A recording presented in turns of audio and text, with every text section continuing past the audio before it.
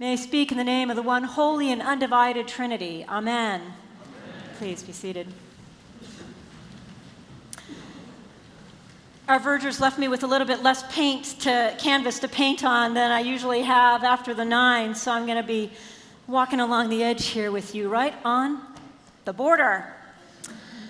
Isn't that a cheery Christmas story we have this morning? After the lovely Christmas Eve and Christmas Day narratives, the angels singing glory to God in the highest and peace to people on earth, we hear an angel saying something that's very different. The king wants to kill the baby. Get up and run! Run for the border! It's a terrifying scene. Imagine a father of a newborn having to protect his wife and child. Now, Joseph had real reason to fear the real historical King Herod, because the real historical King Herod was well known for killing people who were at all threatening to his very weak power base, because evil leaders always have a very weak power base. He killed his wife. He killed one of his sons. And so the real Joseph would have had reason to fear it and to get a message from an angel in a prophetic dream to get up and leave. Now, I find the presence of actually 3 prophetic dreams in this story very interesting, and all having to do with either running to the border or coming back or running away again to find safety in the backwaters of Galilee and Nazareth. I have had a dream that I am now realizing may have been prophetic. That was actually almost 12 years ago. And before, if you had said, oh, Janine, God might speak to you through a dream, I'm like, oh, I don't know. But now I'm actually more a believer of prophetic dreams. So at that time, I had left the Catholic Church in 2003. And in 2004, on April 14th, 2004, I was going to be received into the Episcopal Church officially. Now, that happens when you've been confirmed in another church tradition. And I was confirmed on April 14th, 1978, as a 16-year-old in the Catholic Church. And so the night before this, on April 13th, I thought, gosh, I don't really remember praying about that. I mean, I certainly prayed a lot about my call to the priesthood, and I was choosing to be received into the Episcopal Church because it's necessary to become an Episcopal priest. And I was discerning a call to the priesthood. You have to get in the official box for Episcopalians to be an Episcopal priest, so I was fine with that. But I thought, I don't remember asking God whether it was okay. So the night before, I say this prayer, God, I think you want me to do this, but if you wish me to remain Roman Catholic, because God knows I'm Italian, then okay, let me know, show me a sign. So here was the dream. I don't normally get dreams in response to my questions to God, but I had a dream that night. And in the dream, I was in St. Peter's Square, which I take as a symbol of the Catholic Church. And there was that curved white wall of stone and that curved colonnade, because it's kind of an oval-looking thing. And in the dream, I was in a white robe, and I was walking across the square. Not toward St. Peter's Square, not away from Rome, but across.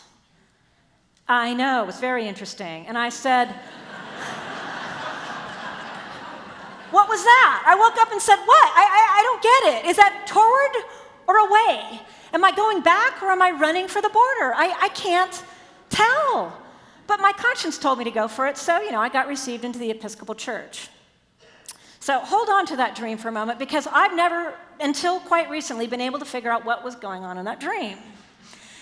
And it came up again when I was driving to San Diego. Now, I've had 2 occasions to be in San Diego recently. One was to marry this lovely couple, and the other was to go to a rector search interviewing process. And both times on I-5, there was a sign that said, you are 25 miles from the international border. You are 20 miles from the international border.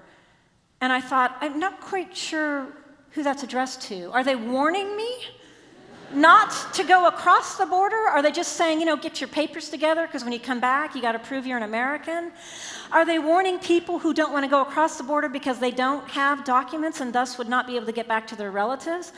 I really wasn't sure who the audience was or what the intent was. at this border between the US and Mexico. There's a woman who's written a great deal about the border of US and Mexico. Her name was Gloria Anzaltua. She was a Tejana, and then you can call that a Texan-Mexican or a Mexican-Texan, depending on what you think about who makes the borders around here.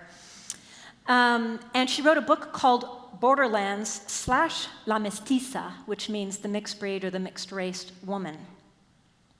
In this book, she explores the nature of borders of all sorts, geographical borders, cultural borders, linguistic borders. So she looks at the border of US and Mexico, which she has lived near in Texas for many years. She looks at the border between men and women. She didn't like the rigid gender roles that she had as a young Mexican Texan woman. Sexual orientation, she was a lesbian growing up in a very straight culture. And the linguistic borders. She spoke English as well as multiple types of Spanish with mixtures of Tejana stuff and Mexican stuff and an Indian type of Spanish where certain consonants were missing, Californian Spanglish, all different types of Mexican, Spanish, English stuff. And she talked about how she would move kind of easily over these from one to the other, depending on who she was speaking to. What she was saying is that the rigid borders that we sort of put up between peoples and nations, religions, genders, whatever, are simply too rigid and don't really speak to what borders are actually like. In one of her most quoted sentences, she says that the border between the United States and Mexico is a bleeding wound in which the third world grates against the first world and bleeds. And it scabs, and then it breaks again and creates a new shape when it scabs over again. And she says that new shape, that's the borderlands. It's la mezcla, the mix. Todo es mezclado, everything's mixed up. The book, interestingly, is written in English and Spanish, and she just changes whenever she wants, sometimes mid-sentence. If you've ever had a conversation with Francisco Garcia, you know what that's like. I'd say, Francisco, could you stick to one or the other? I'm having a little bit of trouble here. And she'll just glide from one to the other. If you're not bilingual, you'd have a horrible time reading this book. And she also does not stick to a rigid genre. There's a little bit of essay, a little bit of news reporting, a lot of poetry. You can't tell sometimes whether it's her poetry or somebody else's because it's all mezclado. Es un gran mezcla. You can't quite tell where the edge of one thing and where the other is. And that's her whole point, that we're living in the borderlands, and it's always that way. Now, one of the interesting things is that she uses the English word border and the Spanish word frontera. Now, to my white, United Statesian, womanish language, border is a harder word that means a separation between us and them. It keeps some people in, it keeps other people out, and it is rigid. Don't go over this edge right here. But frontera, frontier, has a different connotation, doesn't it?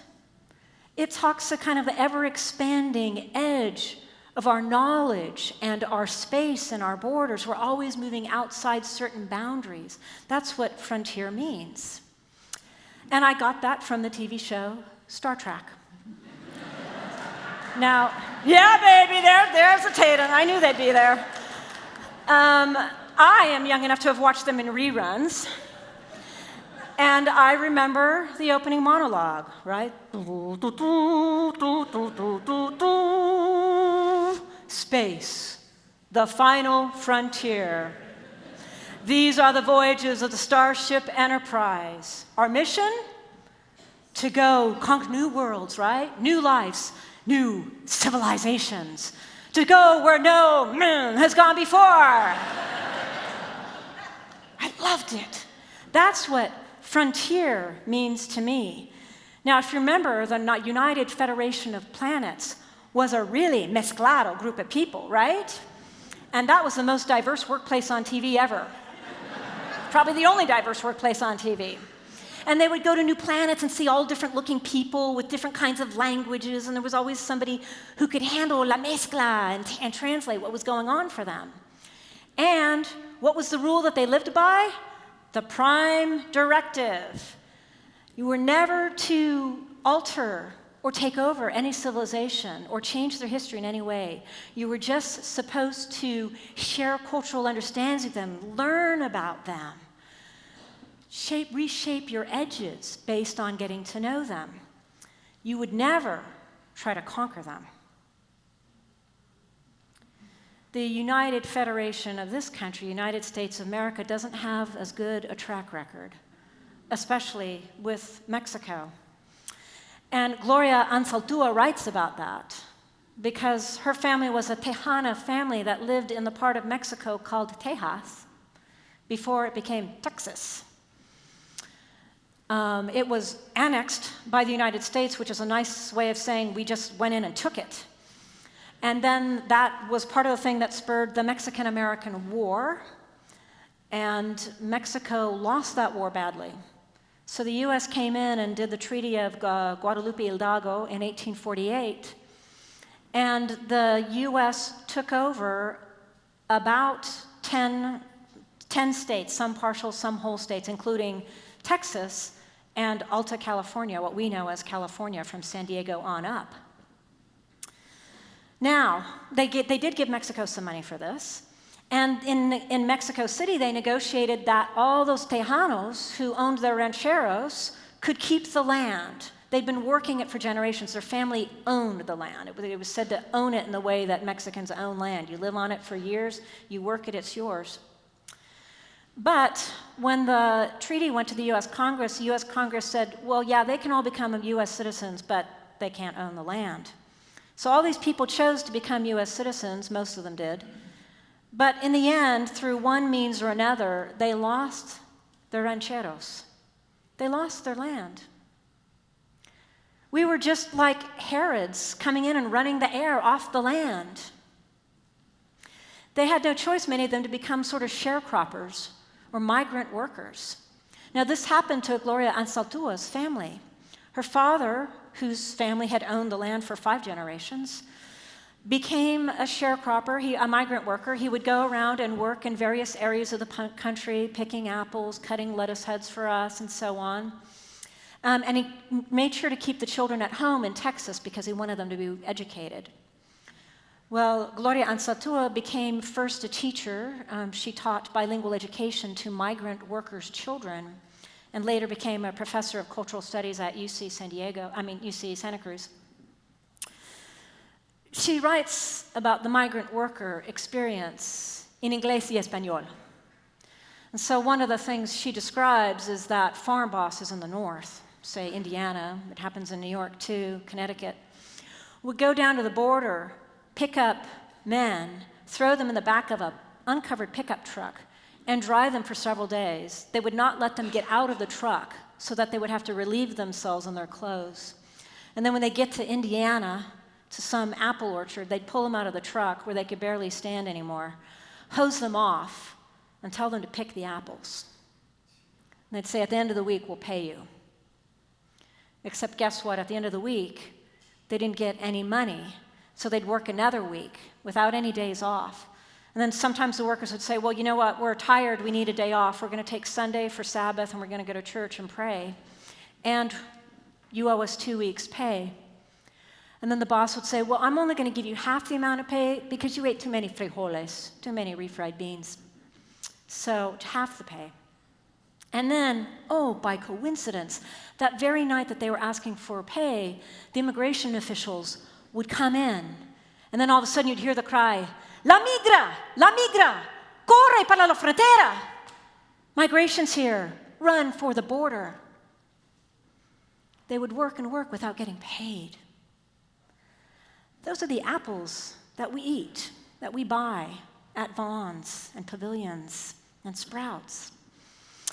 And every bite we take of an apple is from that darkness. Every head of artisanal lettuce that we sample at a restaurant has been watered by the sweat of these migrant workers. It's still happening today. Now, the good news in this Christmas season, and it is always good news for me, is that the heir comes back in the story. The heirs to the land reclaim the land. Jesus is born into the darkness of the time of King Herod, right into the evil and the muck of that man, to show us, I know what it's like, and I'm coming anyway. I am taking on full humanity. I love the full divinity and the full humanity of Jesus because es una mezcla grande, a beautiful mixture that shows us that this mixture is in us as well and that we are capable of greater things. Jesus is in the mix with us from the very beginning. And not only that, Jesus is always running for the border. Now, when people say, oh, those prophetic dreams, they're a literary device that they're used to talk about the birth of king narratives in the Bible. That's true. It doesn't necessarily mean that prophetic dreams don't happen, and I'll get back to my dream in a minute. That dream not only prophesied that they should take the baby to Egypt and then come back and then go to Galilee, that dream also prefigured the life and ministry of Jesus.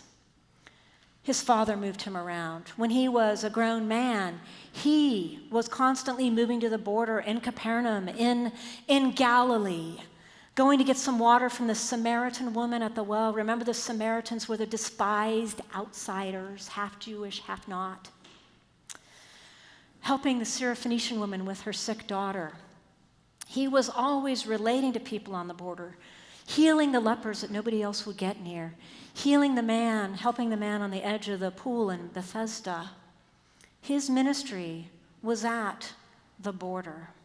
And Jesus was exploring, removing barriers between people.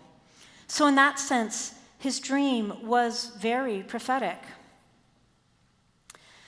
Which brings me back to my prophetic dream. So you remember the dream. I'm walking across St. Peter's Square, and there's that curved wall.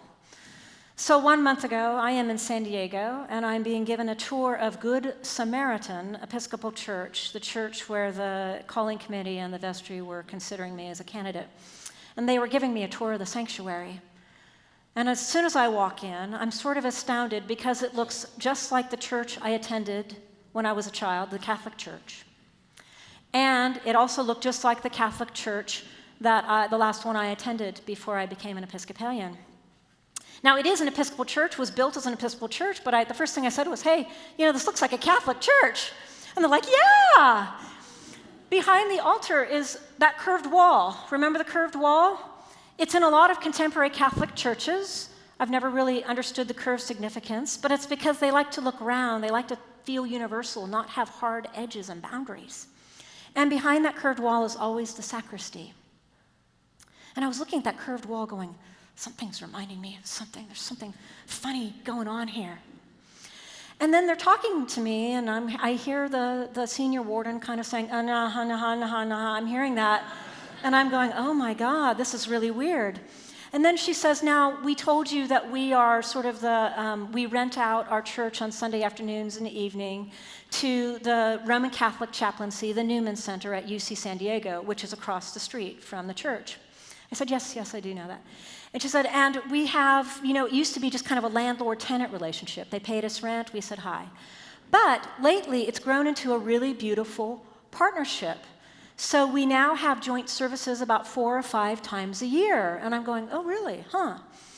And she says, now what happens is that you'll be kind of behind the altar here, and we'll have the two Dominican priests here, and we do kind of a joint Eucharist where they say a Catholic Eucharistic prayer, and you say a Eucharistic prayer, and then we have communion together. That's how we do it. Would that be all right? And I said, well, yeah, I think that would be fine, yeah. Because all of a sudden, I just went in my head, because when I was 10 years old, I was in the back row listening to the Catholic priest saying, "You can't be an altar server." And I was looking at that altar going, I am supposed to be right there. I don't know why, but I'm supposed to be right there. So would I allow my renters to be up here co-celebrating with me? I think so. Absolutely fine with me, because it's una mezcla. They decided we don't like these barriers. We'll do it some of the time, but some of the time we want to get together and just say, hey, Catholic, Episcopal, there's no difference.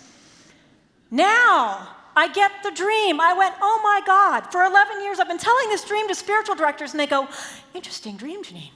What do you think it means? I'm like, I don't know. Why don't you tell me?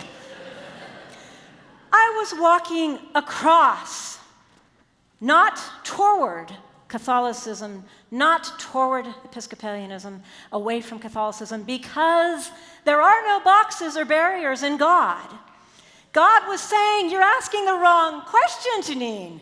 It's not run from, go to, it's we're all just passing through the rivers, la mezcla, the Rio Grande of life with Jesus.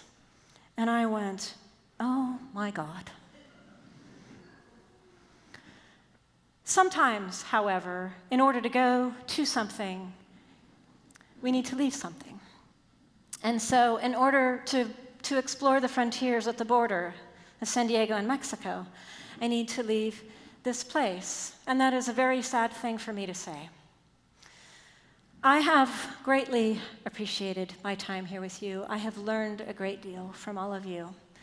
And what I have appreciated most of all is la mezcla. Porque estamos mezclados todos. We're all mixed together.